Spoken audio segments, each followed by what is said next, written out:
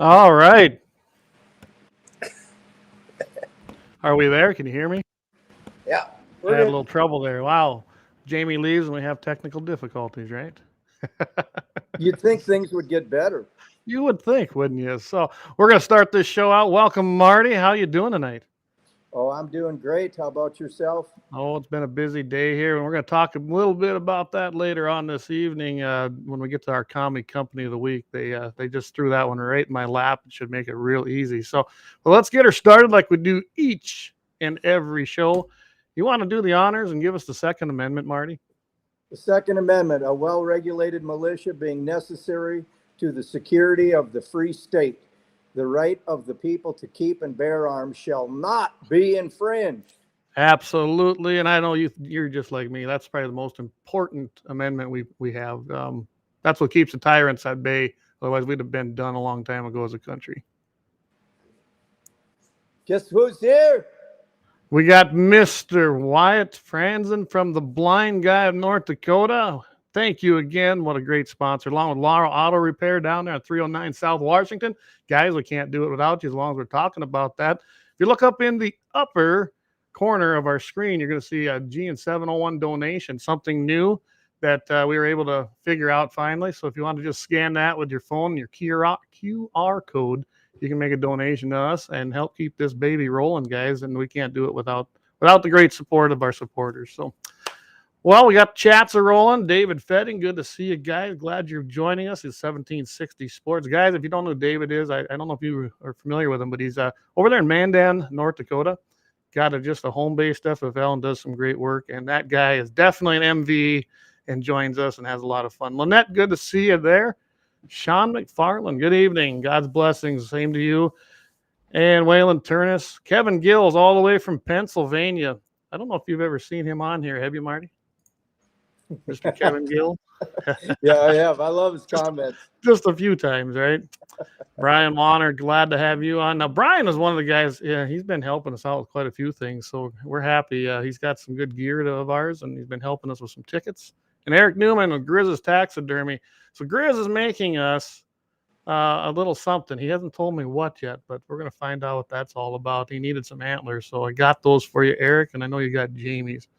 Also, if you guys want to quickly, we got a couple things up already. I'm just going to go through this quick. Like, there's the hats. If you want, you can go ahead and scan that. That's one of the hats. That's the camo and black. Like I said, this is all brand new to us, and we'll be able to do this now from now on. And you can get a hat. It comes into us as soon as you purchase that. We'll get that in the mail to you. And here is the other camel hat we have. By the way, that's Eric Newman right there, Grizz's Taxidermy. He modeled that for us, sent it off to us. So hats are $30, just like everything else. And yeah, works pretty good. Well, Marty, I know that we had a little something else planned for tonight as far as a different kind of show, and I thought it was a great idea. So with that, Marty is filling in for Jamie. Jamie is on vacation, having a good time, I guess. I bet you the Coors Light is flowing. What do you guys think? Yeah, I would say that's that's about as good a chance as Trump getting elected in 2024. That's right. 100%. And speaking of that, I'm going to see the president September 8th in Rapid City. I got my tickets, taking my youngest boy with me, and he's all pumped up. I mean, that kid, he's the one that snuck his Trump hat on during his school pictures. He told the guy, he goes, "Are you sure you can wear that?" He goes, "Oh, yeah, my parents said so." We had no clue till we got the pictures back. So that was great. So we're going to see Mr. President Donald J. Trump, the 45th and the 47th president, right? There you Where go. are they holding it at? What's that? Where are they holding it at? It's going to be down at the Civic Center in the ice arena. That's it holds about 6,500. I wish they'd have used a bigger venue. They just built that brand new venue, but I guess they call it the Monument now. But it's always going to be the Rushmore Civic Center to me. So you know how that goes. All right. Well, Marty had a great idea here, and I'm going to turn that over to him pretty quick here. We got to talking on the phone, and he brought up the fact that where are all the heroes today? Where are the people to look up to? Our generation had them. Marty had his guys. I had several people, one of them being my grandfather, who was a World War II vet, knew what freedom was about, knew how in danger it was. And he couldn't have pounded that into my head more growing up. Another guy, believe it or not, was my government and history teacher. And that guy, I go to church with him to this day, 90 some years old. He's the guy that inspired me to learn the Constitution, learn what it was about, and how fragile it was, and how we could just lose it like that. And I thought, you know what? That's a great idea. Let's have a show about our heroes and who to look up to, because today, really, who do our kids look up to? Well, they look up to what? Google and Microsoft, and that's not a good thing. So I'm going to turn it over to you, Marty, and I got some pictures loaded. So we'll talk a little bit and go back and forth here, and let's see what we do. Well, I tell you what, that's been on my mind a lot. Where are our heroes? And I grew up, with a lot of, all my heroes were either cowboys or hunters. And it always revolved around guns. And the earliest hero that I can remember was actually my grandpa, Clarence Beard's hero, and that was Steve Triplett. And when my grandpa's father left the family, he, at 13, went to stay with Mr. Triplett. His name was Steve, but everybody called him Mr. Triplett. Now, he came up this area driving cattle in the late 1800s and actually settled down halfway between me and Moffat. Okay. And he took my grandpa in, and he always had a Colt pistol on him with 5 notches. And he never told my grandpa what they were for or who they were, for. But he also loved to ride his horse up on them big buttes to the southeast of me, and he would just stare. And my grandpa always told me he was always checking to see if there was a posse coming from Texas. But that was the guy that took my grandpa in, and my dad named a horse after him, and that was a great one, and the song "My Heroes Have Always Been Cowboys." That's always been one of my favorite songs. And my uncle Leslie Clark. I don't know if you have a picture of him, but I do. Just give me 1 minute here. I'll pull that up. I might have to pull that chat down. I'm trying to do it all myself tonight. So. And these heroes that we had, Clay. There we go. That's the guy, right? Yeah, that's the guy right there, Leslie Clark. That was my great uncle Leslie Clark.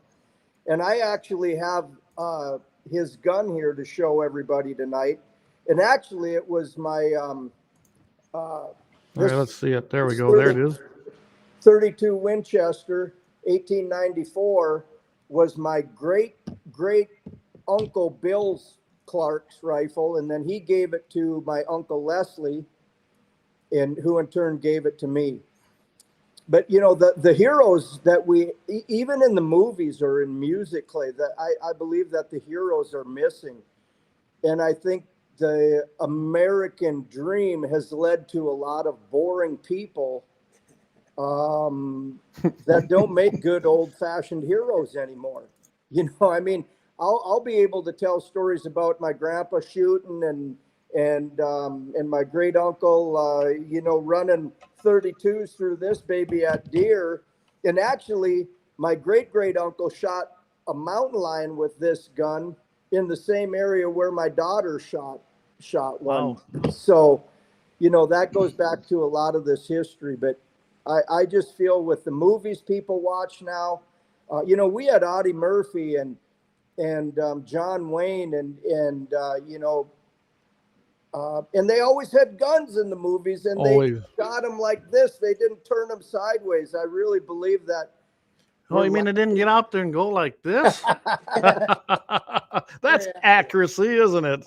Oh my gosh, yeah. I tell you what, and without that, I think there's going to be a lot of kids growing up lost. Even grandparents nowadays, everybody's so busy living that American dream and chasing that bigger camper and that newer pickup and that great big boat. And that they lose track of that quality one-on-one time of taking your grandkids out or taking your kids out, if you've got young kids, and making an impression on them.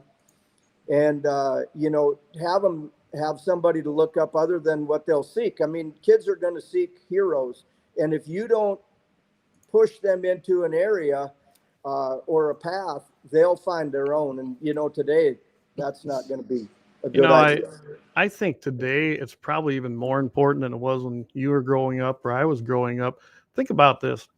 We had those people to look up to, probably to guide our moral compass. I know I get a lot of what I believe and the way I was, what I've formed as an ideology from my grandfather. If it wouldn't have been for him, and I love my parents, but my dad always leaned left and was part of the Democrat Party. So that could have been a problem. I wouldn't probably be here today sitting here doing this. But now, I had structure. My parents stayed married. They've been married for over 50 years. Me and my sister both had, when we did good, we got told it. When we did bad, there was a consequence. And today, I think it's more important that there's people like you and me, and we can maybe carry that torch, because there are so many single parent families out there, and especially the boys. They got nobody to look up to. Right now, we've got a couple of my son's friends that come out here, and I know they come here because they love that structure, they love that family unit, and I'm glad to do it. I'm glad to have them here. I taught both of them how to shoot. They ride bikes out here. They help with the ranch. I mean, I can't think of a better way to be raised, but not everybody has that opportunity. And I don't know. I'm guessing you probably feel the same way about that. That hasn't helped us at all. We got a lot of kids out there on their own, and what do they turn to? Yeah, exactly, Clay. And and I give my wife credit. I'll tell you what, the life I've led, a lot of women would have said, "Yeah, see you later, hillbilly." But yeah, I'm truly blessed, and I think that I think a lot of people nowadays, when they get into a relationship, they pretend that there's something that they're not, or they stop doing something. They might quit hunting, while they're dating, and then when they actually get married, they start hunting again. Their wife can't believe that they're gone Friday, Saturday, and Sunday. From September to December. Yeah. Well, I was this way right away, and my first date with my wife was coon hunting. I mean, she knew there were no surprises, and I give some marriage advice to my friends once in a while. They're like, "I'm having real trouble with my wife," and I'm like, "I suppose you are, because you didn't hunt at all, or it don't matter what it is, hunting, team roping, whatever the situation it is. When we were in high school together, you were always roping, or you were always hunting or riding, doing all this, and then you just did nothing but put on this fake facade, and then wonder why your marriage is in jeopardy." And I give my wife credit, boy. She's put up with some awful stuff and being gone months at a time with my dogs. But very important is that strong marriage, and I think that's a big thing. I mean, the heroes are the people that stick through marriage thick and thin. That's a hero right there. Your wife needs a cape. Wyatt joining us there, guys. He's the blind guy, guys. Make sure you go. I think it's Blind Guy ND, right? I got that right? Yeah. BlindGuyND.com. Just check it out. Supplying the internet tonight. So. That's okay. I'm glad Travis is here. My God. Oh yeah. Yeah. Did you see what he said here? Yeah. He said he totally banged you, Marty. Oh, got to have our East Coasters. Hey, we got to have our East Coasters, don't we? Or no, he's West Coast, isn't he? Go the other way. He's over there and see. He's got to move back. I mean, he's just got to. So Eric's chiming in here, and he said the same thing. He says, "I took Charity, that's his wife, hunting and fishing when they were dating." And now I can't say that me and my wife went dating on a hunting trip. I did take her out a couple times and went hunting with her. She didn't care for it, but she didn't ever try to change me. She knew exactly what she was getting when she married me too. And we celebrated 25 years this year. I can tell you this: what makes it stronger is the fact that we have a strong faith. We truly do, and I think that's a big key to that too. Marriage is hard, but it's a hell of a lot easier when you have a strong moral base and you've got somebody who they let you be you, but yet you still share the things that you have in common. And I think today too many people give up, especially the younger generation, because of what you talked about. And I buy guns. She knows I have guns. She's never tried to stifle that at all, which is good, because I walked away on a date back in the day when the gal told me she was a PETA gal and didn't eat meat. And I got up at the restaurant, left her ass sitting there, paid for my meal, and left. So I didn't know. I wasn't really looking for anybody that didn't share the same views I did. Maybe that's why it lasted. I don't know. Oh my goodness! Look who joined us, Mr. Jamie Breck. Oh boy. You know, Jamie. You know what I'm going to do right now? I'm going to send him an invite to his phone, so then he should be able to click that, and maybe we can pipe him in here. We'll see how that works. So, all right, Marty. So. Hey. Who's Go your to next that guy? picture of Buddy Stowers. I want to talk about Buddy. He was another one of my heroes. Okay, let me pull that up here. Now, I think I have that labeled correctly. Now, Buddy Stowers is who got me into hounds. You know, when I was growing up, my dad would let us. Yeah, there he is, right there. I met Buddy in Oklahoma. When I grew up, my dad would let us have cow dogs, and that was it. Really? And I always wanted a hound. And when I went to horseshoeing school down in Ardmore, Oklahoma, I looked up, thank God led me to Buddy Stowers because, you know, 37 years now I've been hunting these hounds. And that was the reason right there. He was a Korean vet. He was Choctaw, half Choctaw Indian from down there in Madill, Oklahoma. And I mean, he took me down a path that 37 years later, I'm still doing. And he taught me so many life lessons. In fact, now his boys were team ropers and I was down there coon hunting, and he would call my dad and he would try to trade my dad, his two boys that were team ropers for me. He said, you can have these two team ropers, Dean. That's all they think about. That's all you think about. And I'll take Marty. He thinks about hunting, you know. No, I understand that. I got to throw this in here. Keith O'Donnell says, he goes, I remember you guys may not have hunting when you dated, but I remember you guys spent a lot of times at the lake. We won't really go into that. But yes, we spent a lot of time at the lake, me and my wife, when we were dating, but we did with everybody, and we did. So I just had to throw that out there because Keith chimed in on that. Oh, we got Jamie chiming in again here. Weak ass internet here at Shirt Lake. He's at Shirt Lake, so I can't join you guys. You know, I don't know. That sounds like an excuse, don't it? Yeah. I mean, wouldn't it be better to go to No Shirt Lake? Yeah. Topless lake, something like that. No Shirt Topless Lake, right? Oh my gosh, I bet that's where he really is. Really experience freedom there. Yeah. Yeah. Oh, no doubt. Corey's out golfing. I thought it was too hot to work, Corey. Here you are out golfing. What the heck? Says he's out here golfing. So I don't know. Have you ever golfed, Marty? No. No. I've never, but you know what? I've never watched a football game or a basketball game or what other things, baseball. Yeah, there's soccer. But, you know, I don't care if other people do. My brothers, bowling. yeah, never either that. I mean, I think about only hounds, and I shot horses for 25 years. So it was basically horses and coon dogs for me. That's pretty much what I thought about. Well, and you know what? I know you've been successful at coon hunting. You sent me a few pictures here, and check this out, guys. That was a pretty successful hunt with the hounds, and maybe you want to tell us a little about that. They look like some big coons. Yeah, they were some big coons, you know, and, you know, I don't start killing coon. I hunt coon year round, 5-6 nights a week, because I train a lot of dogs. But I don't actually start killing coon until November. That's when they're good and prime, and they're at the biggest that they're going to get. And they're worth, you know, or they were worth more money back then. But, Yeah. you know, I don't know what it is about hounds. I like hunting young dogs. And, hey, you know who's getting into coon hunting?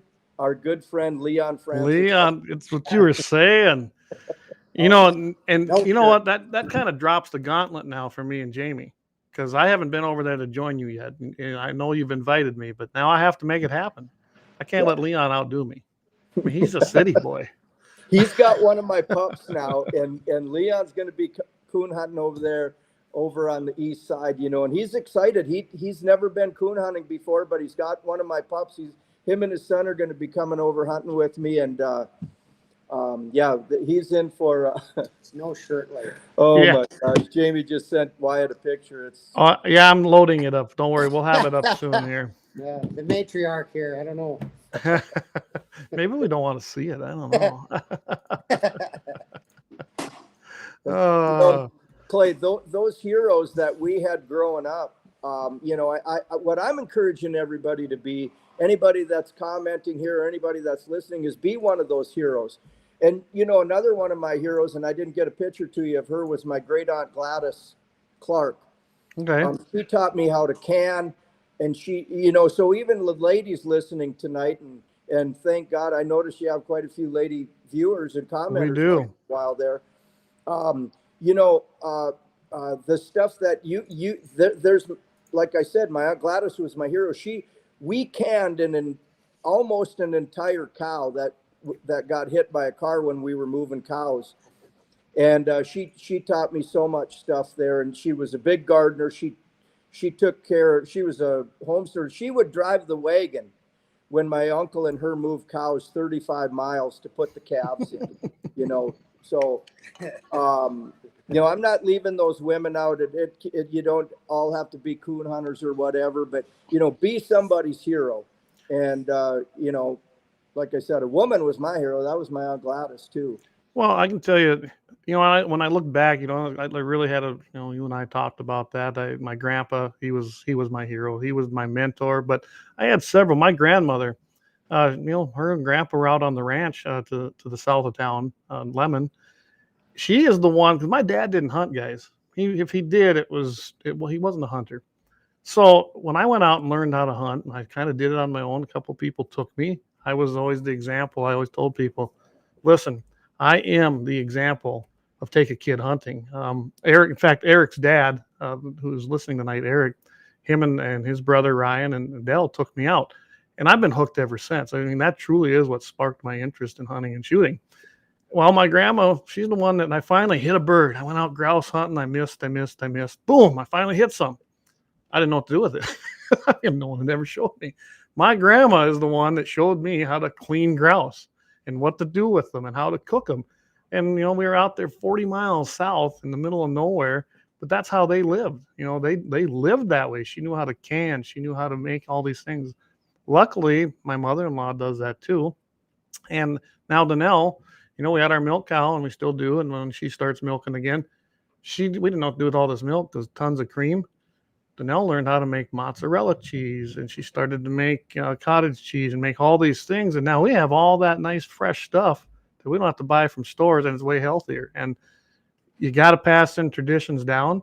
And like I said, my grandma, actually, I'd go out to that ranch and spend as much time as I could. Probably where I got my love for ranching. And my wife, I couldn't do it without her here, guys. She's my right-hand man. She's running that tractor. She's running that baler with me. Yeah, don't count the women out, guys. They're very, very important. Hey, Marty. Eric Newman asked, do you eat the coons, Marty? He says, I like them fried in butter. I've eaten a lot of coons. When I used to go to parties, I would cook. We used to have big parties where we would cook raccoons. We'd cook a whole deer down in the river bottoms. And my best story about cooking raccoons is I like to pressure cook them most of the time, and then make it like shredded pork or something like that. It's real good. You don't even know the difference. But I also like, for the effect, roasting a whole coon. And I took my hounds up to my friend's deer camp up north, up by the lakes Kakawea, and I had 2 coon in there, roasted up to perfection. And we just put them in the oven, finished cooking them, and everybody got in from hunting that night, and they were all eating, and they thought it was a goose, and they were tearing into that raccoon like nobody's business. And one of my friend's buddies said, "This is the best goose I've ever eaten." I said, "Have another front leg off that goose."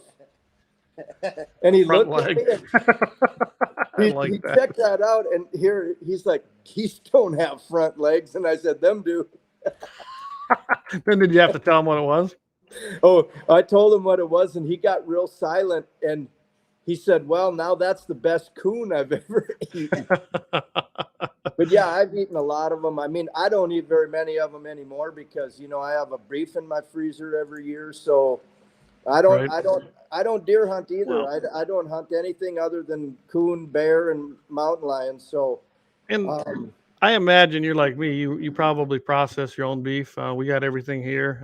I did take one to a butcher here a couple of years ago just because I didn't have time to do it and I wasn't satisfied. So I will be doing ours again this fall. But another skill that so many people don't have, but I think they found out during China virus it was pretty important to have those skills again. I know that a lot of these butcher shops are just packed. They become a year, 2 years out before they could even get your beef in. I can tell you right now, the fact that I know where my meat comes from that's in that freezer and how it was, prepared and how it was cut up. And that is just, I don't know. I don't think I could live in town. I don't think I could buy from the store anymore. But I was wondering, I'm guessing you do the same, don't you? no, I'm not set up to butcher a beef. Mm. I have a good friend of mine, Travis Schwartz. They started a butcher shop, but I don't have a cooler, and you know, if I don't started either. That's why I wait processing till, beef that's at why my I wait place- till fall. Yeah. Well, if I started processing beef at my place, Clay, my neighbors would start getting real nervous. Well, I always tell my neighbors, things got real serious real fast when I have hogs because hogs will eat anything. Yeah. So that things got real bad real fast or things elevated real fast here. If I have a whole bunch of hogs here, you know what happens. Yeah. So, Well, I've had hogs at my place. I haven't in the last couple of years just because it hasn't worked out. And I did process all them. Of course, it's a lot easier to process a hog than hang a beef for 30 oh days. yeah. And we used to, well, we haven't done it for a couple of years, but we used to at least get together and do probably 3 or 4 pigs in a day. Yeah. Just because they're just not that tough to do. They're actually really easy. We've even started rendering our own lard. And Trent's always talking about the benefits of lard. Well, that's pretty much what we use for cooking again. And that's kind of unheard of today. Nobody uses lard to cook with. Well, that's another thing my hero Aunt Gladys taught me is I use some lard, but I use a lot of beef tallow, and I Beef tallow. render, gallons and gallons of beef tallow down. And when you have to go back or you go to somebody's place and they're cooking it in these processed oils and stuff like that, you can tell instantly. And I Oh, make yeah. a lot of beef tallow. Yeah, That's well. where Trent gets his beef tallow and lard anyway, is from me. You don't. Oh, he don't do it himself, huh? Oh, he don't do it himself. Oh my goodness! Wow, now the secret's out. Yeah, yeah. He's too busy. Kelly, his wife, his God bless her, his wife. I was gonna say, you want to talk about someone who got blessed in his life, and that was Trent. Oh, exactly. He travels all over, and I think she's the one that ramrods that place. Oh yeah. She's a real good woman. So Eric's chiming in here. We'll go through a few of these comments here. Hogs clean the meat off, and straight bleach dissolves the bone. No DNA left. So he threw that out there. Jamie's chiming in here. Says, you're really pounding that Alabama moonshine this evening. There ain't that much in there, Jamie. We're good to go. Well, I still think the scariest noise that I've ever heard, and believe me, being in the woods 5-6 nights a week, I've heard some scary noises. But a good friend of mine up by Minokan, we killed probably 15-20 coon that night at his place, and he raised pigs. And I skinned all them coon right there, and then we threw them into those hogs. And the squealing and the screaming that them buggers made, I was like, oh my gosh. Crushing the skulls. Oh, yeah. I mean, if they even get a scent of blood, they go nuts. Yeah, I told Scott, I said, man, aren't you afraid? Because he's the one that told me to throw them in there. Oh, really? And I said, well, aren't you afraid, like if you fall down in there? And he goes, yeah, you don't want to fall down in there. No, you'd probably be a goner. I didn't know that. You taught Jamie how. He said, Marty got me started on pressure canning world. Loved canned goods. Absolutely. Yeah, and I know some people. I had one guy he kind of texted me here. He says, loves the show, but it's kind of strays from our Second Amendment issues, which is true, but it doesn't. This all ties in. Like you and I talked about that a little bit earlier, how this all ties in because the Second Amendment, of course, defends us. We use our Second Amendment to do some hunting and protect ourselves. And if it gets that bad, we're going to need that Second Amendment to, like you said, protect yourself, hunt, do whatever you need to do. And you're going to have them skills, guys. It's all connected. You're going to have to be able to be self-sufficient if it ever comes to that. And that's how our heroes, like you were talking about, that's how they grew up. I mean, even my grandparents, they grew up that way. I learned a lot of things. We got together at my grandpa's all the time, that's how I learned how to process beef. It was an old schoolhouse. We called it the bunkhouse that my grandpa bought and moved on to the place. That's where he had his butcher shop set up. And as a kid, I was out there right in the middle helping out. And it was almost kind of like a family affair. And everyone come from, well, all the brothers and sisters came too. And we made a weekend of it, and we'd do 3-4 beef down there. I mean, it was just different times, I guess.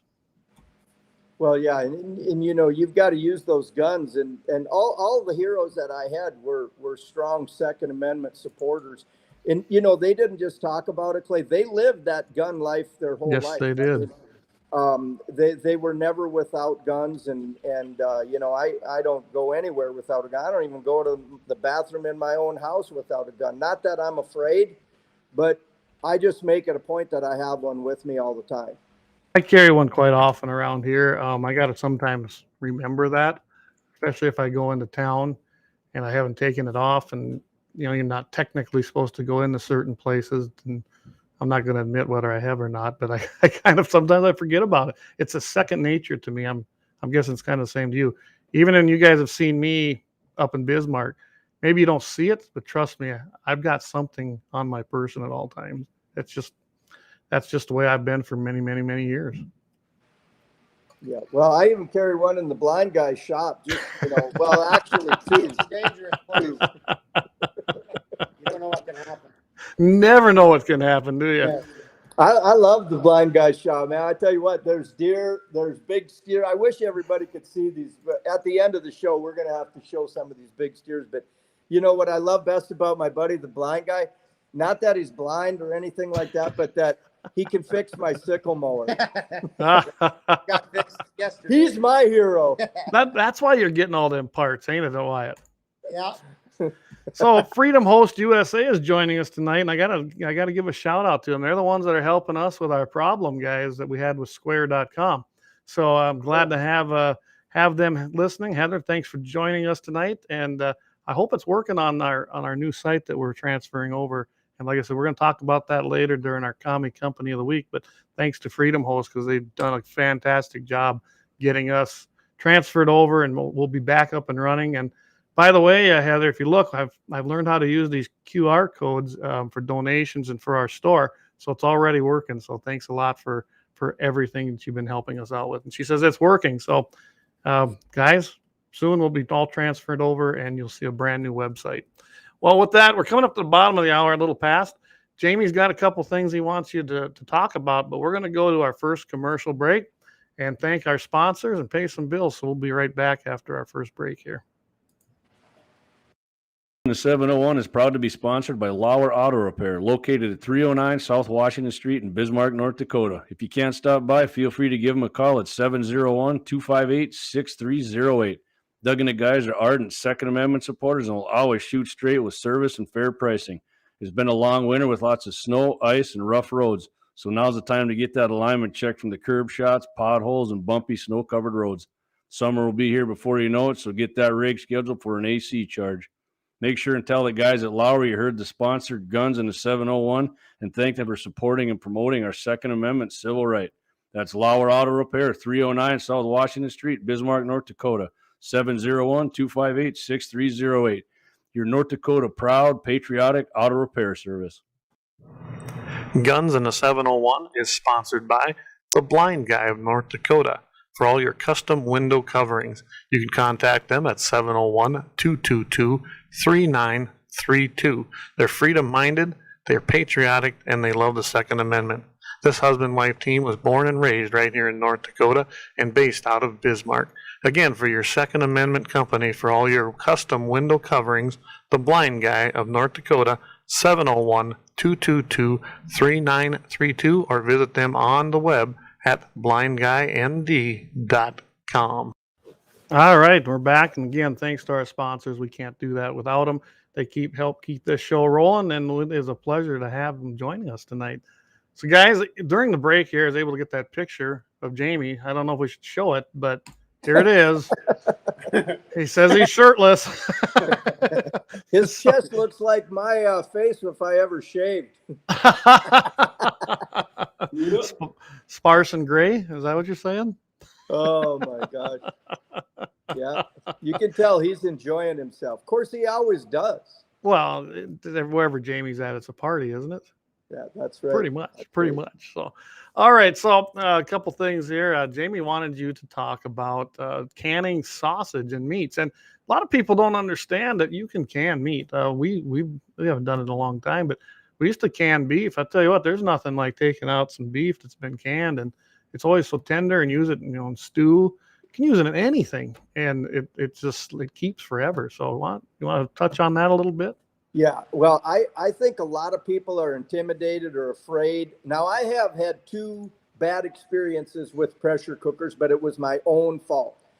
And I wasn't even canning stuff. I was cooking meat for my dogs, and I had one of them explode. Ooh. It actually didn't explode, but you know the little pressure relief valve on the top, Clay? Mm-hmm. Yep. Well, when you get to thinking about other stuff, and I had it full of I don't even remember if I had it full of chicken or something, but I always feed my hounds cooked food. You know, I cook.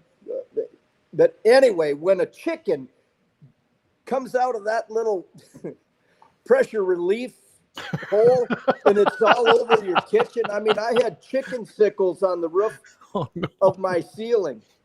So, but if you're not, I don't want to scare anybody. Pressure cookers are real easy if you watch them and you don't do what I did. And like I said, I wasn't canning, but I have canned beef in my canning room right now that's 18 years old, and I'm still eating it. That's what I mean. Yeah. You can keep it forever.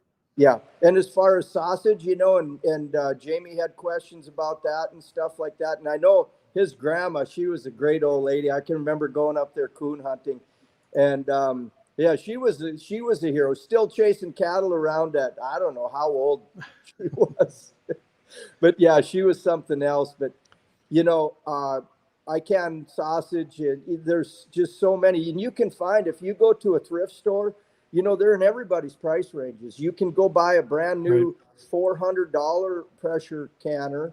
Or you can find one at a thrift store rummage sale and just start using it. And let me tell you, you'll be somebody's hero when you cook up some delicious canned beef or sausage, or just the stuff that you can do with them and prepare yourself. Even if it doesn't happen, Clay, like we think it will, that pressure canning is just a skill that is going to be lost if people don't start doing it. Yep. And I will say there seems to be, ever since 2020, I can tell you around here anyway, it seemed like there was actually a resurrection of it. People were starting to ask questions, learn. They were putting on little clinics, the older ladies, and that's something. They were putting them on and teaching these younger people how to do it.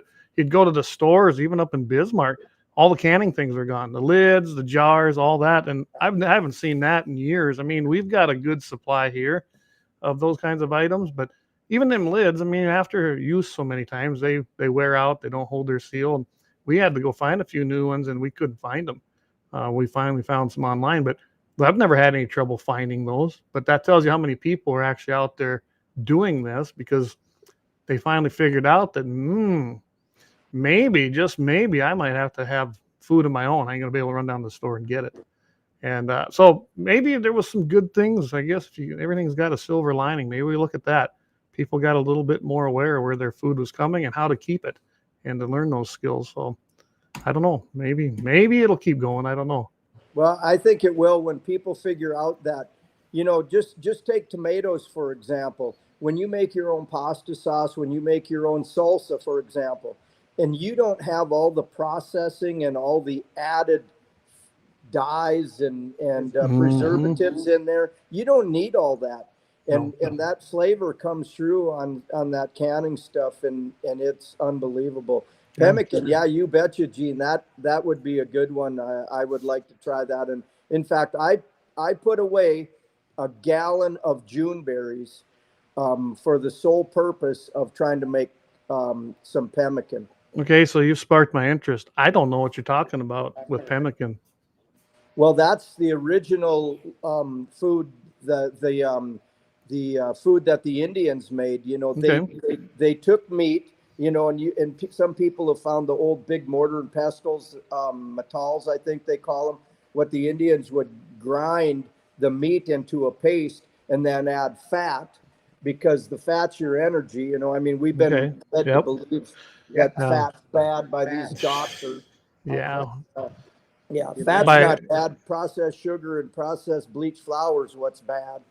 Yes. And then you add the berries to it, either choke cherries or June berries, and then dry that. And they would actually, the Indians would actually bury that in parfleche or rawhide bags in various places that they knew they were going to be camping and coming through and find it again. So yeah, I have eaten it. A friend of mine made it one time, and it was really good. You know, it wasn't the jerky that you think, because there's a lot of fat in it for the energy, you know. Right. Yeah, fat, that's a whole nother story. Modern medicine has led us to believe that, oh, fat's just this horrible thing. It's not. Fat has a lot of nutritional value to it. It's just like whole milk. Oh, you're not supposed to drink whole milk no more. I don't even know I can't understand why people like 2%, honestly. Yeah, it's what they've done, you know, and people that, you know, go down this cholesterol deal. And, you know, when the high cholesterol scare started is when the low testosterone started hitting America, because your body makes testosterone out of cholesterol.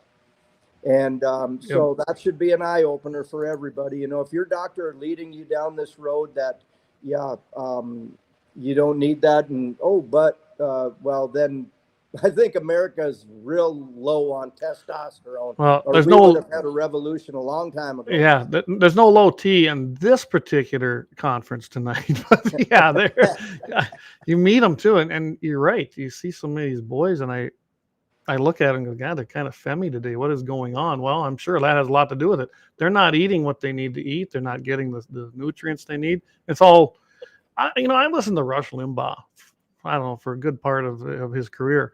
And he always talked about the feminization of America. Well, that wasn't just by habits. He was talking about it all, and we're seeing it. Just look around right now. I mean, I've never seen anything so crazy right now. Hey, Jamie chimes in. He says, I only water canned until Marty talked to me about it and did the pressure canning. Now I even pressure can my homemade chili. So there you go. Hey, that's not his homemade chili.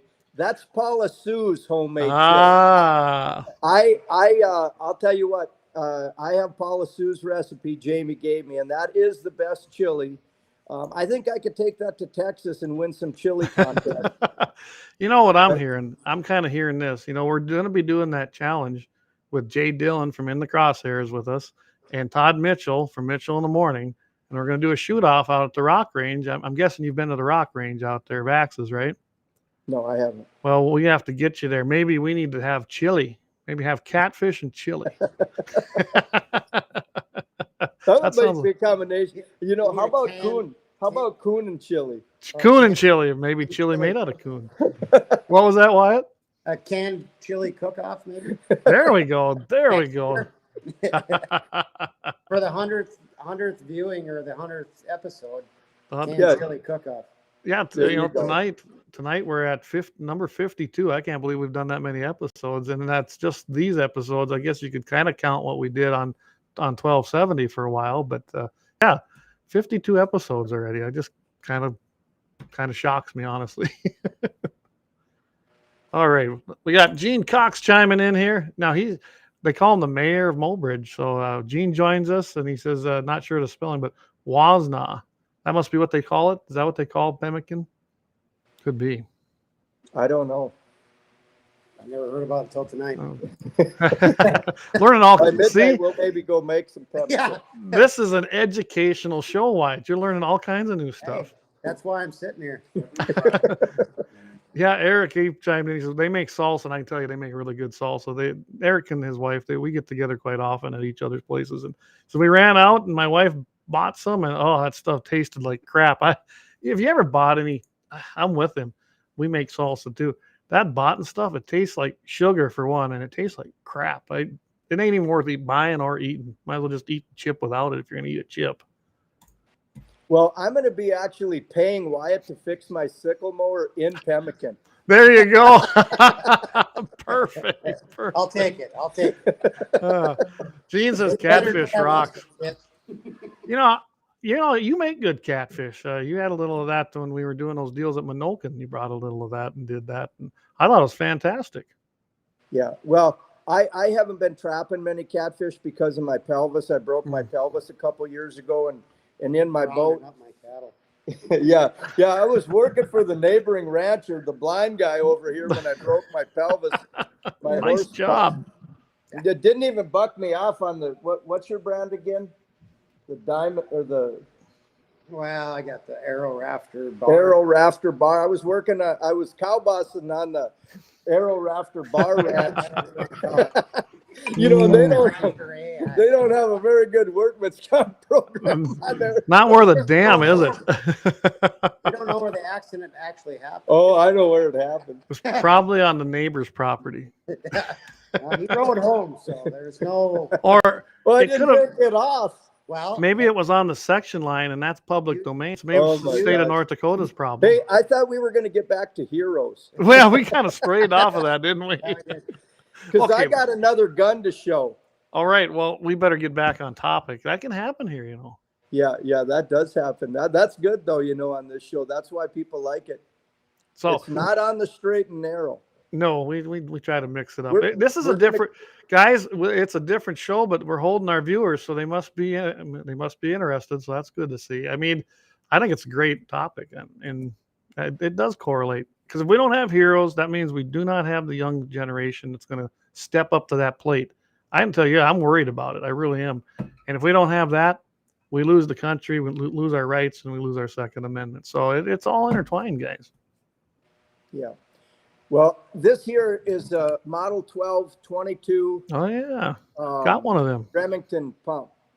And my hero, my grandpa Clarence Beard, gave me this gun. I shot my first jackrabbit. This was what I hunted jackrabbits with when I was a kid.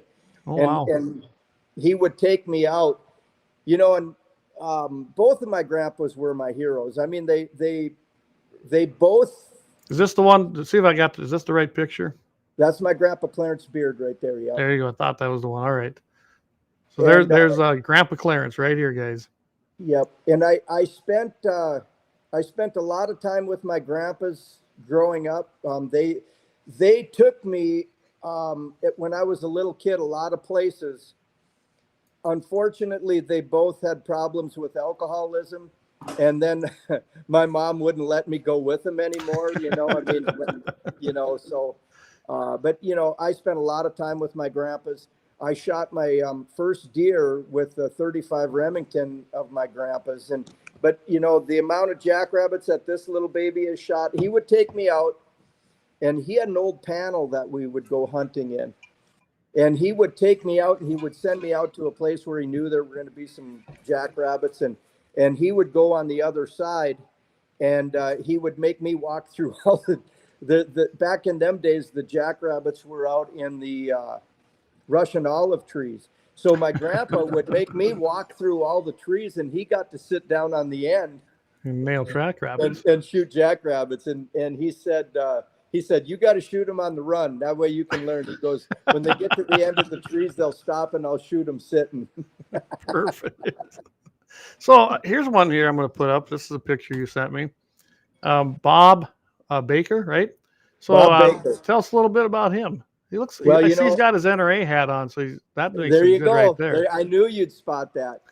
I'll tell you, Bob passed away about a month ago. Okay. And Nice deer, too. he was the premier trapper in my area. And I would sit and listen to Bob. Bob was not going to be, the average person probably did not get along with Bob very good, because Bob was one of those kind of guys that was a little bit standoffish until you got to know him. And he taught me so much. He taught me how to skin coyotes. And, he wasn't a coon hunter, but he was he would catch 200-300 coyotes in this area. And since Bob had a stroke, the coyotes are running rampant right now since Bob is gone. Yeah. And, one thing he instilled in me, I love to hunt beaver. And the spring, when the creeks and the rivers are flooding, and Bob was a big beaver hunter. He loved, that's my daughters and me there. I got some more here somewhere. There's one of me with a bunch of beaver, but yeah, Bob would let out little tidbits of information, and he was one of my great heroes. Yeah, there you go. Jesus. There's some big beavers. That's a nice beaver. That's a nice. Those are some nice hairy beavers you got there. Oh my gosh! I knew this. This is like the Jamie Brett. This has become the Jamie Brett show now. But I've been blessed. You know what I noticed most? They got big tails. Yeah. Yeah. Well, that's the good thing about when you're hunting beaver. You can let the little ones go. When I trap beaver, if I catch a little one, you catch a beaver in a trap, you got him. But you can be way more selective when you're hunting beaver. So for the podcast, the people aren't going to be watching this or seeing this.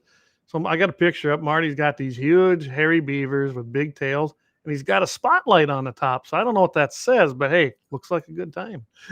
Oh yeah, it is a good time, and it's perfectly legal in North Dakota.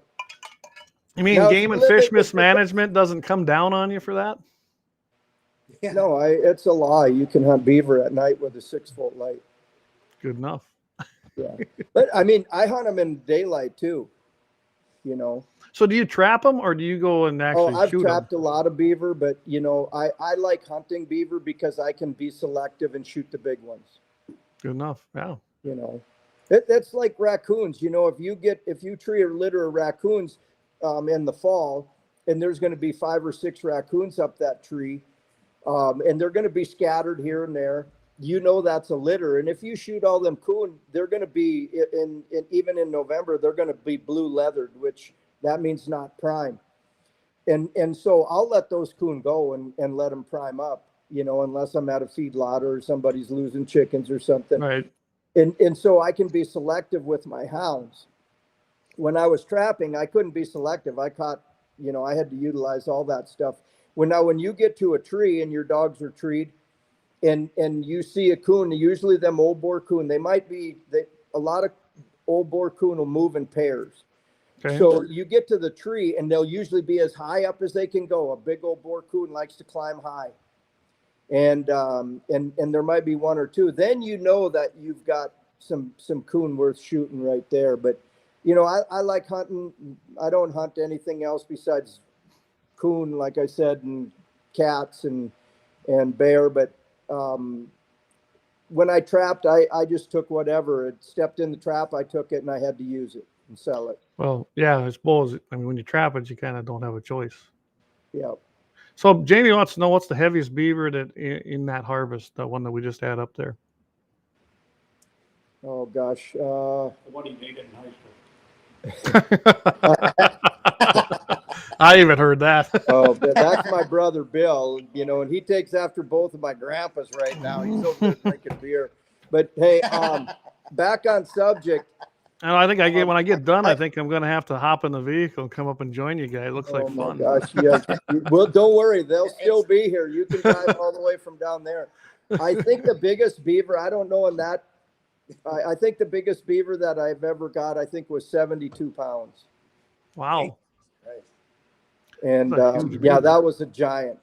Actually, my son-in-law shot it. I told him, I'm like, we were coming along there. We come around that bank, and there was it looked like a small bear sitting on the bank there. and he wasn't even getting ready.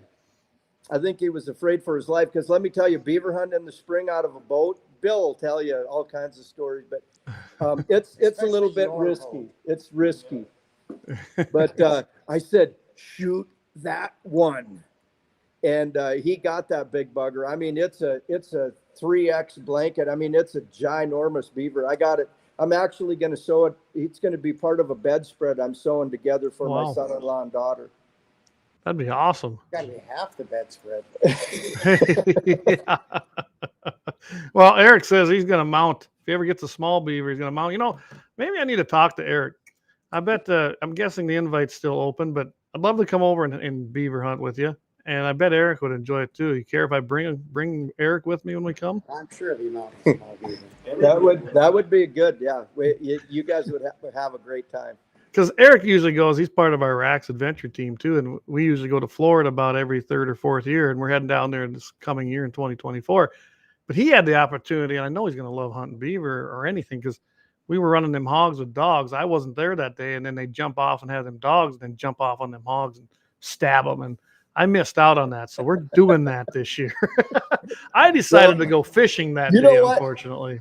We'll take my boat and run up to the bank real quick when there's a big beaver out on the bank, and you can run up and stab him.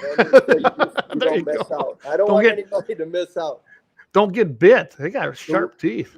Yeah, we could run the Grand. I'd have to check on South Dakota's regulations on hunting out of a boat, but we could come down there and run the Grand. If we do it on the res, I know the res. I know the res game warden, so we're good. Oh, there you go. We'll bring him with. I love that one. Ain't one thing a monkey hates worse than a live coon dog. I tell you what, that Buddy Stowers, my hero, I was telling you what, he would tell that story. He loved Jerry Clower. That's who. If Jerry Clower, coon hunting monkey, you need to look that one up. It's unbelievable. It is good.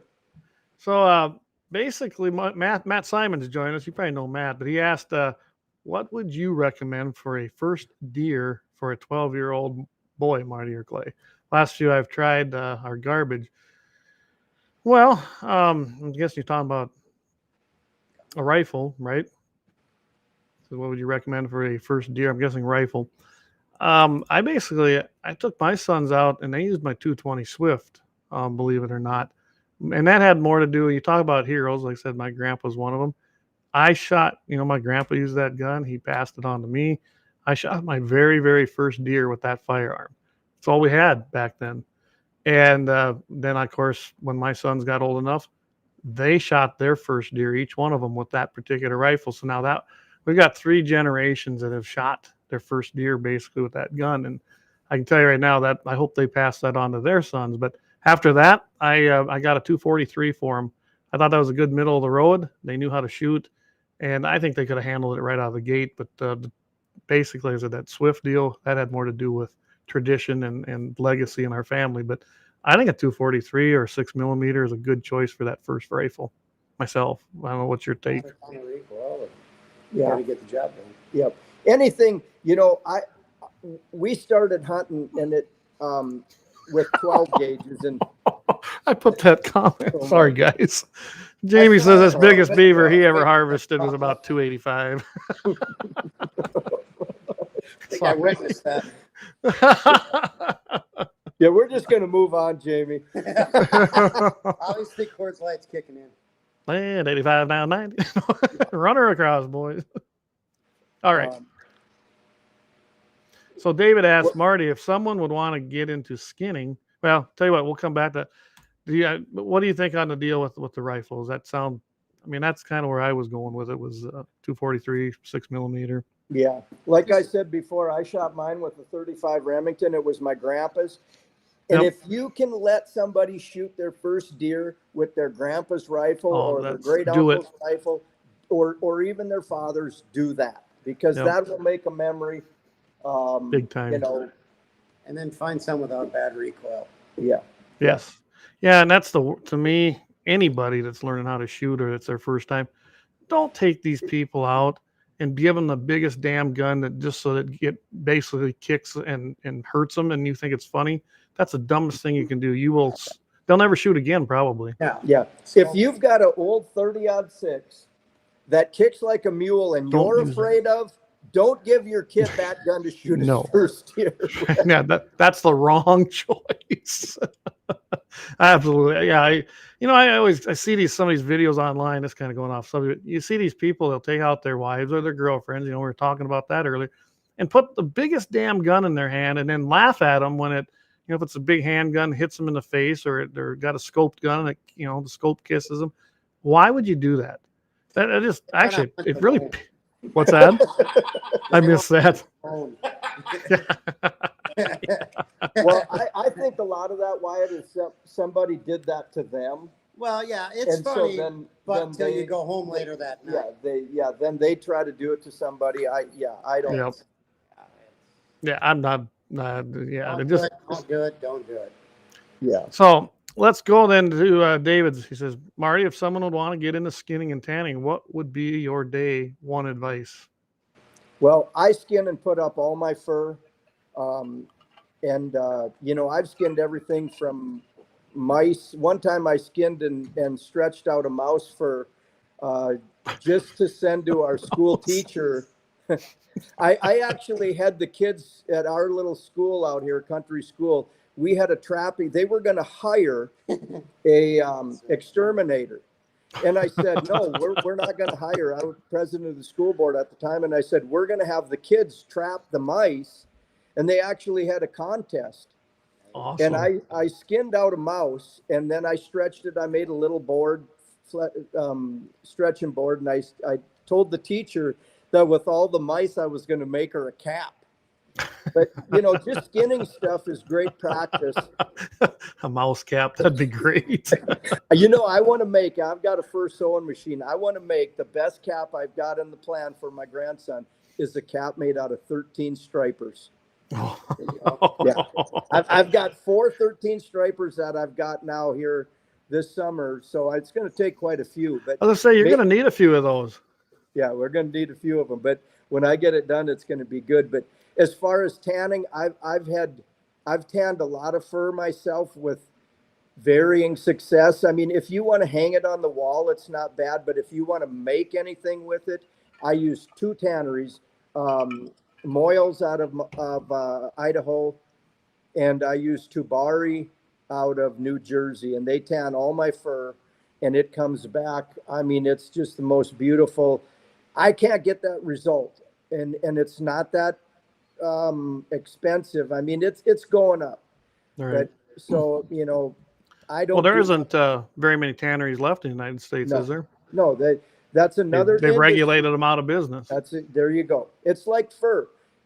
People that complain about trappers and hunters that complain about fur prices. I always tell them, how many fur coats does your wife have? Because if we don't utilize our own resource, why are we relying on Russia and Greece and Korea to use up all our fur when we don't use it? That'd be like a rancher not eating beef. I don't see too many ranchers raising cattle, but it's okay for all these trappers and hunters, fur hunters, to not utilize fur just to sell it for the money. Use it yourself. Sometimes they don't like that, but I always keep threatening my wife. I'm going to get a big buffalo hide and I want it tanned. And I'm sure you've seen Legends of the Fall. If you haven't, I want one of them robes. She goes, I don't want you to get one of them because you'll wear it. I said, damn right, I'll wear it. Yeah, you betcha. I've had in public. I've had a lot of coats made for my wife and daughters. I've had bedspreads made, and now I bought a fur sewing machine, so I've been making my own stuff. But my wife was apprehensive at first. She goes, where am I going to wear it? And I'm like, everywhere. When you wear it out, I'll buy you, I'll have them made. I would send my fur in, and the company that I would get it tanned at Tubari, and then they would take it actually over to New York. It was just across the river to Furs Unlimited, and sew it together for me. And I've had beaver coats, raccoon, coyote coats made, and I mean, use them. They're nice. The only drawback to the buffalo, my dad's got one of those. Yeah. Mm-hmm. They weigh about 40 pounds they're heavy. They're thick and heavy, but I bet they're warm. If you tip over in the snowbank, you're warm all night. There you go. Well, Clay, find my warm body. They were meant for wagons, or being in the rail, being in a railroad going someplace where they didn't have heat. Yep. You were warm, Oh, that's why when our your dad has to sleep out in the garage in the pickup, he's going to be well, warm. that's where the rope's at. He uses it a lot. maybe I don't want one. I'll be sleeping outside more. I don't know, but He knows so By let's the get a way, few of these. Richard's one of my heroes too. He's an old cowboy, and a lot of my heroes, they're not the best role models, but they are my heroes. No, they're a good role model in their own way. I mean, we've all got our own sins and demons, I guess Well, you could say. I'm not perfect. I know that. Yeah. My dad and Richard were old rodeo cowboys, and back then it was a different times. And another good hero of mine was Richard Bame, and those guys were hard drinkers and hard fighters, and rode bucking horses, and they did all kinds of stuff. Nowadays you see kids riding down the ditch on a broke horse with the helmet on. And I'm Yeah. and then the mom and dad, or let's say the dad's not wearing a helmet. I'm like, well, you're the livelihood of the family, and you're not wearing a helmet, but you make your kid. I understand safety, but I'm not going to wear my seatbelt either. I'll pay. Me neither. I'm going to be draw. once again, with the stroke of a pen on August 1st, I will be a lawbreaker in North Dakota. Well, let's get to a few of these comments quick, then we'll go to a break and we'll come back and continue this, because I think, well, like I said, we're not losing people, so stay with us, guys. Eric Newman, he says he's up for stabbing a beaver. There we go. So we're going to make that happen. We're going to do that. I don't know, not in this 100-degree heat, though.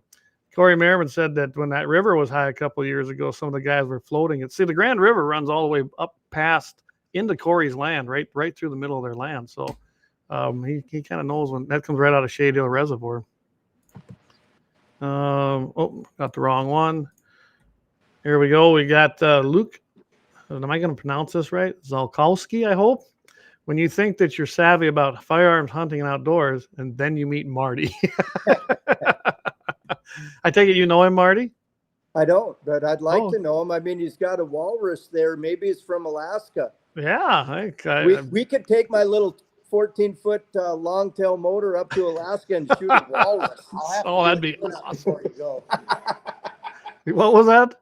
I said I'll have to do a tune-up on it before he goes. No, yeah, my boat runs good. Believe me, when it's flooding, like who was on Corey said when that river's flooding, these creeks and rivers, that's when I go out and shoot beaver. Oh yeah. Yep. You want something that's going to start, because there's a lot of guys that drowned in beaver hunting, but if there's not that element of death and dying in it, it's really not that much fun anymore. There's no damn fun, is it? Right out. I want to thank Luke. Luke, thanks for listening. I think that's the first time I've seen you on here, so welcome to the show. Corey's got on here. He goes, yeah, right there at his place. Yep, and it does. The Grand River runs right through there. In fact, he's got a little camp spot back there. Hey, that sounds like a good place where we could go chase some raccoons and go camping and have some good time. We could. I mean, my cabin ain't too far away. We've got a cabin down there on Shade Hill. So you know what? You maybe need to get your South Dakota credentials, because it's in South Dakota, but we could go have some fun, Marty. There's coons all over down there. Why? Come on, we'll make a party of it. I'm sure Corey, are you up for it? I'm sure you are. Hey, I'm sure Jamie and my brother Bill will be up for it. They haven't gone coon hunting with me in like 20 years. It could be like a 20-year reunion. No. There you go. No. Last time I went, we rode mules. Oh, yeah, well, now that you mentioned mules, so we're going to get off of the comments quick. I do believe Marty sent me a picture. Right here. Is that you on is that a mule? Looks that's my mule Vern. Mule Vern. Yeah, I named him after one of my other heroes, Vern Hertz. He was my neighbor. Yeah. And Vern had the bad habit of bucking. He never bucked me out. He was just ornery. And so Vern come over, my neighbor Vern come over. And I said, yeah, I got this new mule. I was breaking him at that time. And boy, he would buck. He'd run away with it. Just scary little bugger. And he goes, oh, you named him after me. And he goes, pretty nice mule. And I said, no, he's an ornery son of a bitch, just like you.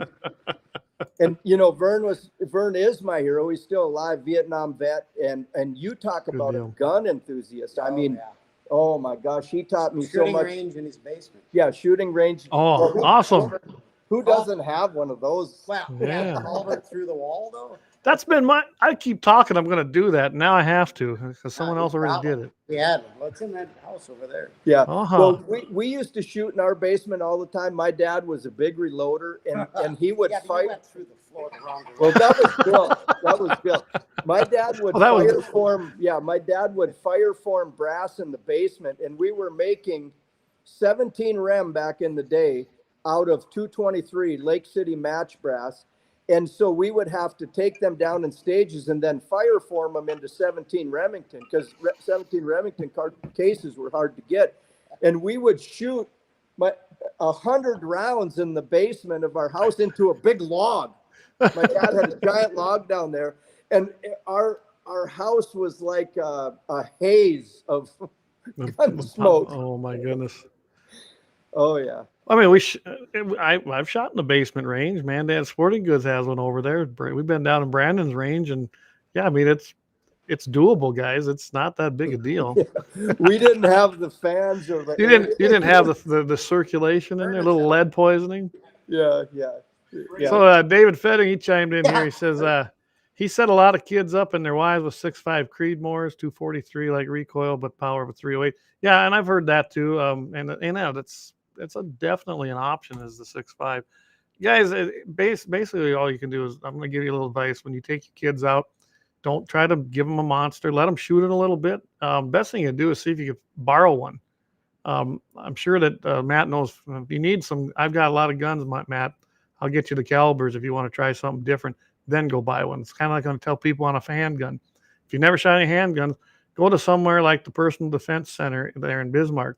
Rent your gun and try several out. See which one works best for you, because it's a very personal thing. It's what it does to you, how it fits you, how you shoot it, and how you can handle it. And if you're not comfortable with that gun, you'll never shoot it. So buy one you're comfortable with. That's my best advice. Yeah. And the other thing I would recommend for that first time deer hunter, take them kids out and let them shoot Absolutely. something else. Yep. Let them shoot. Of course, we don't have a lot of jackrabbits. I grew up in a time it was great. There was jackrabbits everywhere. Then I would take that 22 and I would walk for miles and miles and shoot jackrabbits all day long. Now we don't have those, but gophers, prairie dogs, something like that, cottontails. And I think the one thing that deer stands, everybody is a stand hunter now, because my dad would take a tire and put a target in it. We'd roll it down the hill, and my brothers and I would shoot at that tire rolling down the hill. And because when we were deer hunting, we were hunting down in the river bottoms and the willows, and well, even up on the prairie, we were busting brush. And as kids, we were busting brush for everybody else. They got to sit at the end, and my brother and I, Bill, we had to go wander through the hills and chase them to them. But I think that running shots are I hate to say it, but I think they're a dying art.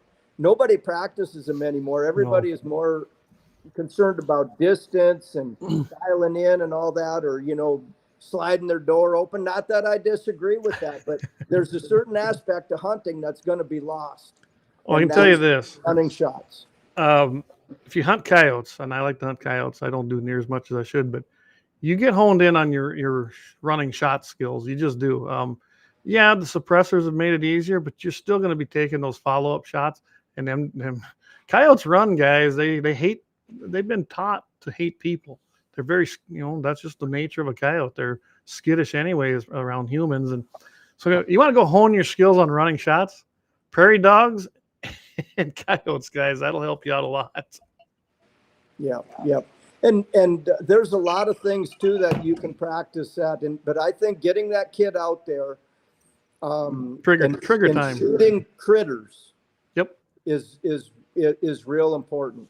It is shooting actual real targets like that, real life. I mean, you can go shoot steel and paper all day.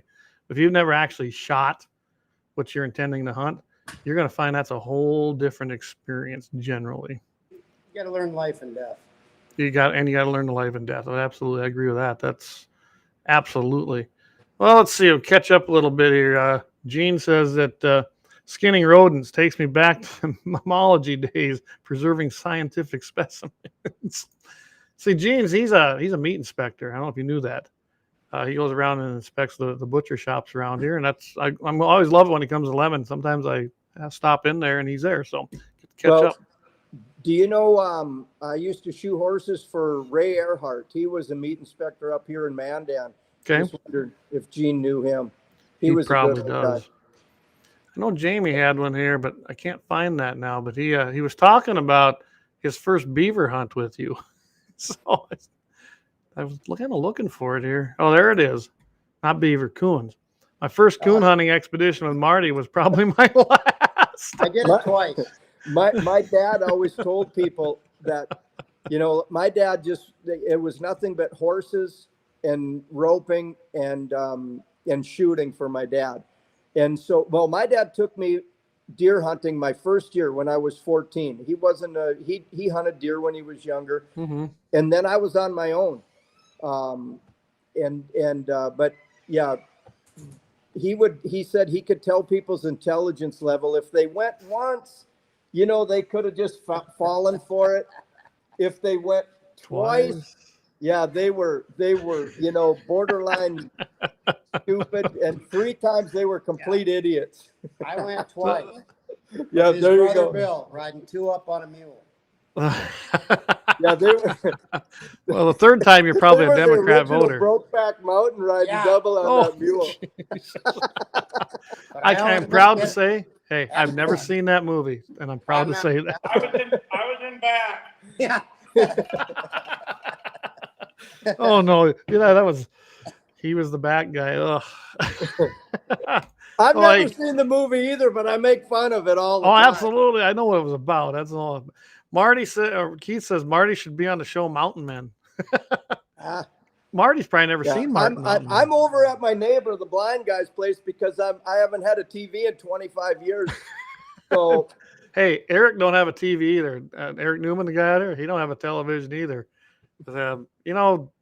We got one, but we dropped our Dish Network and just stream the things we want to watch. So we don't watch near as much of it, and that's a good thing. We actually go out and do things now. I take that back. When my cousins from Montana were back, they looked it up at my mom's house in the Mountain Man show, if it's the one I'm thinking of. And there was a hound guy on there. Mm-hmm. And I knew right away he was hollering. This old guy had a beard, and he was a hound guy in Montana. And he was hollering for his dogs, and he kept going, Brandy, Brandy, Brandy. And when they showed the picture of Brandy, she had a tracking collar on her. Yeah. And I was like, well, I told my cousins, I said, this is fake. I said, that guy has a tracking collar and he's pretending he lost his dog. And right then I knew that, there was another guy on there. I can't remember. There was like 2 of the guys that I watched there that were pretty good, but there were a couple of them that I could just tell they were. Yeah, that kind of shorter, older guy, he did a lot of trapping. And he had a guy, I didn't really watch it a lot, but I watched it a little bit. I didn't like the guy you're talking about. I saw that episode. I thought the same thing. I was like, yeah, just typical television. And but yeah, that other guy, I really liked him, and he was in Montana. They made him actually, his kids made him come back and live with him, live with them that one winter in Florida. And he was miserable because I think he had a heart attack or something. I'd have been miserable too. And he's now I'm getting back. And like I said, I haven't watched it in years now. But well, he should have went out and gator hunted or something. Yeah, and maybe he did. I don't know. Yeah, that guy, that old guy with the beard, he actually was from where my cousins are up there. He was in the Yak up by Libby, Montana. They knew him, and but TV takes advantage of so much stuff. I mean, I wish there would have never been invented. Well, do you remember when we had the Friends of NRA television show? When I was still working at NRA, we did an episode in South Dakota, and I mean, the things they did. It's like, really, the host couldn't hit the blind. He couldn't hit the broadside of a lot of things. We went to a class 3 shoot that I got arranged for him. We're shooting sticks of dynamite out there. Well, you know who actually shot the dynamite? I was on the rifle. He was using the Mondoose, not hitting a damn thing. So they put me on a rifle off to the side. I was shooting the freaking dynamite. And then when they edited it all together, it looked like he's hitting all this dynamite. So yeah, TV pisses me off that way. That's why I don't watch much on the Outdoor Channel anymore. By the way, Gene says he didn't know your guy. He only stayed in South Dakota. So Gene didn't know him. Jamie said, my dad, his famous, he said the best deer sausage that he ever had was pure pork. Dean? Yeah. Oh. Is that his dad or is that Uncle Dean? That's my dad, yeah. Oh, that's your dad. Okay. Yeah. Oh. Yeah, he's geez. got an Uncle Dean too. Oh, yeah. We actually had Dean on when we were doing that show on 1270 on Memorial Day. He was a veteran, came in. That was a great show because he really, had a great interview talking about Vietnam and veterans and what we were doing. So we should have him on the show. That'd be kind of fun. I bet he knows a little bit about what they used for firearms over there too. Keith says the old guy was Tom. That's right. Tom was the name. Yeah. Gene says TV survival shows. What do the camera crews eat while filming survival shows? Good question. Good question. Oh yeah. They probably go to town and take it easy, kind of like that other goes moron. To show you, Clay. I mean, you got to get your small town heroes and that type of people, and them are the you can still find them people if you go out and look for them. Yeah, they're out there. Or you know what? Even and I always tell Trent, I said you need to be one of those kind of heroes. Get back to the old stuff and be somebody's hero, and that's hero, the most important. Be like you said, be somebody's hero, whether it be your kid, your grandkid, brother, sister, whatever it is. You don't have to be somebody who runs out and into the burning building saving someone. It can be somebody that teaches you life skills that you take with you your entire life. Mine, like I said, was my grandfather. That man taught me everything I think I know about just about anything. And really, my father-in-law, after I got married, he probably taught me the rest. And I think every day I'm doing something on this place. There ain't a time that one of those memories don't come back because you're working on, like when we was building our deck. All the things I learned there, I learned from my grandpa. It's hard. And I was using some of his tools. That's the cool thing. I still got all his tools. And it just kind of resonates. It really, boom, it's right there. And I don't think you get that anymore. You just don't see it anymore. No. I can tell you one story about my grandpa, and he had this big stump. Now, he didn't shoot it full of holes in his basement, but he gave me a paint can of nails when I was at his place, and he said, pound those nails into that stump. And so I started, and I was a little kid, and I started pounding those nails in there. And then when I got to horseshoeing school, and now if anybody's seen what a horse nail looks like, it's small, it's got a small head, and it's sharp on one end. Very sharp. My instructor said, how did you learn how to nail like that? And I'm like, my grandpa. Yep. Gave me and said, go do it. Pull them out. He'd have me pull them out, and we'd nail them back in. I mean, a paint can full of nails. But, and I'll never forget that. And just like you'll never forget about your grandpa, don't be the grandpa or great uncle. And you don't, if you don't have any grandkids or whatever, you've got nieces and nephews. Don't be the one that they forget. Be the one that they remember. And absolutely. And that's easy to do. I got a nephew. He actually, luckily, he don't live too far from us anymore. And, there was issues at his home. We'll just say that. And he spent a lot of time out here with us and with his grandma, with Grandma D. And to this day, he comes out, he's doing great. He just got a new job. He's really turned out to be an outstanding young man. And I like to think that hopefully that had a lot to do with, our influence on him, because he could have went a different direction. He sure could have. And he didn't. He chose to be a good person. He's got a great girlfriend. They're talking about getting married. I mean, it's to see him do that. And now he just got his first AR-15. I'm pretty sure that had a little something to do with me because he likes to shoot. So he's going to come out and I'm going to show him how to use that. And that's all it takes, guys. That's all it takes. Oh, got a little background noise there today. That's them too. All right. The blind lady and my brother. The boss. All right. Well, Jamie says he's a good show. He says, I'm heading back out to enjoy some 80+ degree Shirt Lake glass water on the pontoon. Have fun, Jamie. No Shirt Lake. No Shirt Lake. That's right. No What it shirt, is. no shirt Remember lake. that. He's got it wrong again. Well, I'll tell you what, we're coming up on the half-hour break. Let's take one quick commercial here. We're going to go over a couple little things, and then we're probably going to call it a show. So you good with that? I'm guessing? Yeah. Okay. So Is it midnight? not yet. Not yet. I'm just going to be here till it's time to go coon hunting anyway. So I mean, if you have a captive audience, I hope maybe this is streaming into a prison somewhere. Well, let's see. I can tell you, it's 15 on YouTube and 3 on Facebook, so it could be. I don't know. All right, let's take a commercial break here, and then we'll come back and wrap her up. The 701 is proud to be sponsored by Lauer Auto Repair, located at 309 South Washington Street in Bismarck, North Dakota. If you can't stop by, feel free to give them a call at 701-258-6308. Doug and the guys are ardent Second Amendment supporters and will always shoot straight with service and fair pricing. It's been a long winter with lots of snow, ice, and rough roads, so now's the time to get that alignment checked from the curb shots, potholes, and bumpy snow-covered roads. Summer will be here before you know it, so get that rig scheduled for an AC charge. Make sure and tell the guys at Lowry you heard the sponsored Guns in the 701 and thank them for supporting and promoting our Second Amendment civil right.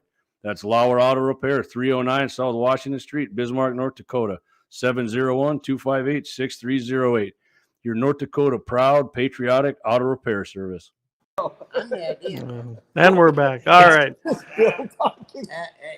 Hey, thanks again to Doug and the guys down there at Lauer Auto Repair. They do fantastic work, and I know he's had several people stopping in. So if you need any auto repair work done and you happen to be in Bismarck, give them a call, 701-258-6308, 309 South Washington Street, and he'll get you fixed. I know Leon had to stop in there and Axe sure saved his bacon really and got him back to Fargo. So Lauer Auto Repair.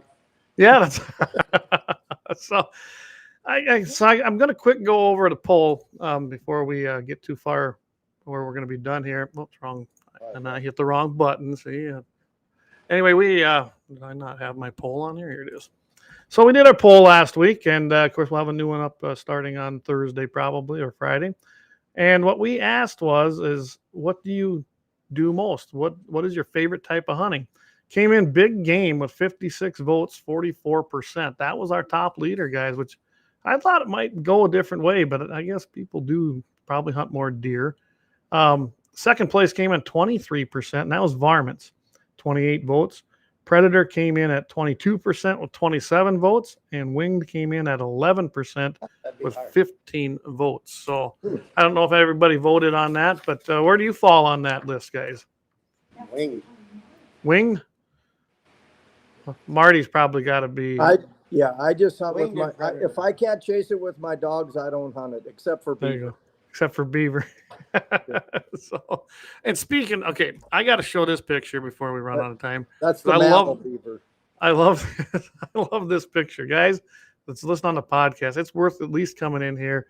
And if you don't want to watch the whole show, go do it like an hour 30 and 51 seconds.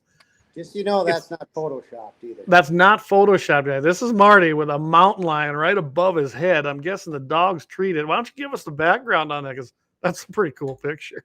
Well, the background on that is that's the first year I took my son-in-law mountain lion hunting. And he said, and he coon hunted with me a lot, but he said, well, now do these mountain lions, do they ever try to get you, when you're after them or this or that? Rawr, come on down. I said, we're not going to have any problems. I said, I've been chased around by bobcats way more than mountain lions. I said, in fact, I will have one when we get one treed. So he was looking at me like, oh, okay. So when we got that first lion treed, I either had to high five it or I was a damn liar, And so I will, I'll send you the picture of me actually high fiving that lion. I just put my hand up and so anyway, then I took that selfie with that lion, but I seen that as awesome. Yeah. And I started cat hunting down in Nevada, oh gosh, I don't know, 25 years ago on the Wine Cup Ranch. And I stayed right out there on the Wine Cup, right in their bunkhouse. I'd bring my either horses or mules down there and I'd hunt for 2 or 3 weeks, sometimes longer. And you know, unfortunately, that ranch has been sold a few times. It's cut up into pieces and this and that. So that's sad. I still go to Nevada, but that's the story on that selfie anyway. Well, no, I like I said, go check it out, guys, if you're listening, because that is pretty cool. That lion ain't too far away from you either. How far up was he? Well, I was right up there beside him. I mean, I when I say that a bobcat's actually bit me more time, I've been in caves with mountain lions, you know, 2 feet away from them, and they don't even want to look at you. Now a bobcat, they'll be looking at the dogs back and forth, and then all of a sudden they'll just prick their ears up and stare at you, and they come running towards you. But a mountain lion, I mean, sure, knock on wood, one might kill me this winter, but not likely. I've never got to go and trap them like that or run them with hounds. The first season they had in Rapid City, and we only had 3 days to hunt, but we took horses down there in South Dakota in the Black Hills. They had that first season, and we were literally a day behind where we knew there was a lion in there. Couldn't get him to come in. We tried to call. We tried, never done it before. I found a bighorn sheep in there that lion had destroyed. And like I said, we had 3 days to hunt. That really isn't enough. You'll love this. On the way home, because back then you had to report it. You bought your tag, and then they only took so many, but you had to report in. We were listening to the radio, 810 out of Sturgis, and sure as hell, where we were hunting, which was in that big bowl where they used to do all them experiments, that was someone killed a lion there later that day, and we had just been in there that morning. So it was, I guess, neat to know that we were on the right track, because I'd never done it before, but I'd love to get behind some hounds. I think that'd be a blast. Yeah. Well, we'll go. And the thing about it is them lions have such a big territory. I mean, the furthest. Huge. Yeah. I followed a lion and treated it, and we were 12 miles, and that was in Montana. We were 12 miles from where we turned loose that morning. And we'd cut that track on several roads, and then it went into a big area of timber, and then went 12 miles. Wow. Yeah, they huge areas. Yeah. And I've had to stay overnight out there on the track. And I had a buddy with me one time, and I said, well, we're either going to stay overnight or we'll walk back to the pickup. We were hunting on foot then. We'll walk back to the pickup, and then the next day we'll have to walk back in here and start this track again. We might not catch it, but I know I can catch that cat in the morning if we stay here. And he said, I would rather die than stay here. He didn't want no part of that. Yeah. So anyway, it's an adventure. I mean, in the hound aspect, hunting them without hounds like you were doing, that's an extra type of hunt. It was. And I knew a lot of people down there, and they're the ones that kind of put us on that lead to go in there. And that's why we went in there. And they were right. There was definitely a cat in that area, but he wasn't. Who knows where he was those 3 days? He could have been 20 miles away. Yeah. And it was a great big male. And I was like, damn it, anyway. But like I said, 3 days, that's hit or miss. And there was no snow. I know that one of our great volunteers that was down in Custer did banquets for us. He's pretty good at taking cats, but he lives down there. He always waits for that first snow. Then he goes and finds them, and he says, that makes it a hell of a lot easier. So. Well, the last cat, now I haven't been since I broke my pelvis, but the last cat I was catching down there in Nevada was an old female. And we would run her every day, and she would get away in the rocks and the cliffs on us. And we ran her so many times that my son-in-law and his friends that were down there, they basically said, if you keep after, and I wanted to catch her.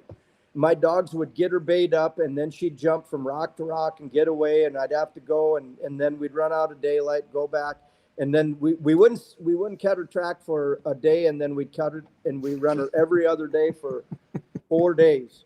Oh. And they said, if you're going to run that cat tomorrow, we're going home.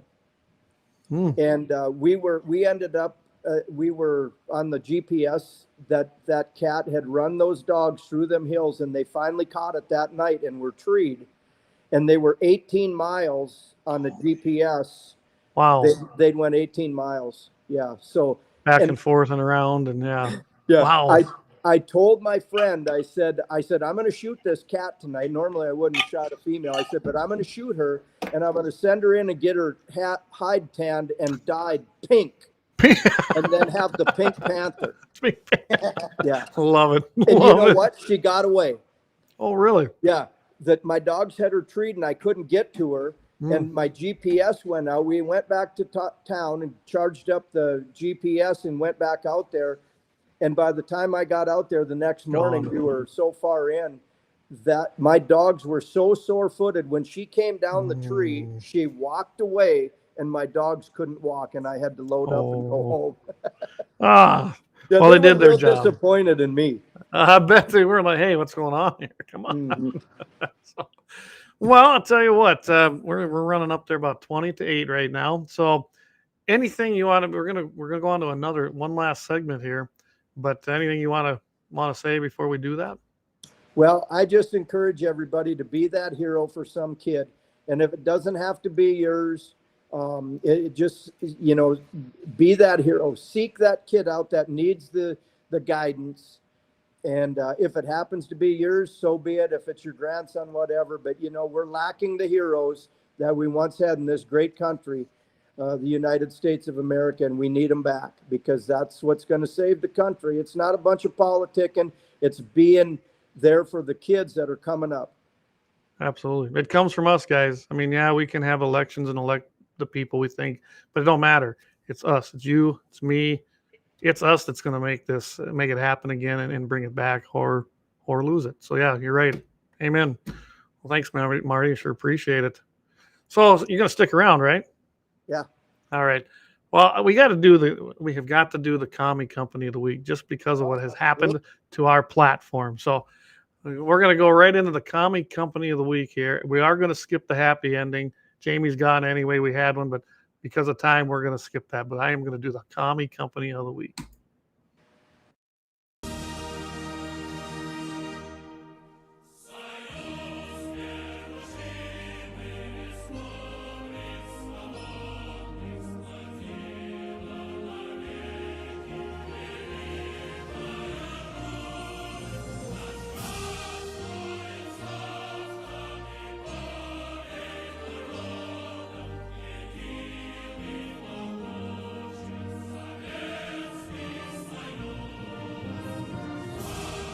Picture of me. So I did the long one because these guys have earned it. So we've been using a platform to host with our Guns in the 701 to host our website for going on since last September. So almost a year, guys. Had no problems. We've been trying to get the store up and running. And I was really hoping that this week, tonight, we were going to be able to launch our online store. People have been asking about it. And guess what? We basically got nixed by Square. So Square.com, if you haven't heard of it, they are going to be my Commie Company of the Week. I can't stand them. I got some Lenin there and some Stalin. And yeah, we got them, Karl Marx. They're all right there because that's how these guys beautiful operate. So if anyone wants that, I'll send it to you. But anyway. Shirt. Oh, what happened here? And I got an email. I'm going to put it up here, but I can tell you it's hard to read. So, I can put it up here. But here's what this email says. Dear Clayton, we recently reviewed your account and have unfortunately found activity that violates our terms of service, including but not limited to the following: Section 3 general terms, Section 3 payment terms. So I went into our deal and checked out the terms, and I didn't think we'd done anything wrong. And the only thing I could find in there, and all the crap that they got on there, it's almost as bad as community standards, that fascist book, but they're the sale of firearms.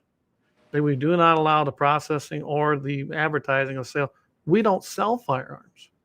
We had our caps on here, like this. We had our shirts on there. We had all the things that, that everybody's been buying. And as near as we can tell, what happened is it probably came up on the sales side of this thing in one of their stupid algorithms, the word gun or the word guns. And of course, these companies don't care. They're woke liberal pieces of crap. And they just decide they're going to axe you. So they go on here and they go, we are sorry to inform you that due to this activity, your account will be deactivated in 30 days. We will no longer be able to accept payments related to your business, and we are giving you advance notice of this deactivation of your account to allow you time to transition. Really? Well, we're going to transition, all right, from these commie bastards. So they go into this whole thing about I'll still have access to the site, that they're sorry for the inconvenience. I did finally go on there, and I found someone to actually notify and send an email to.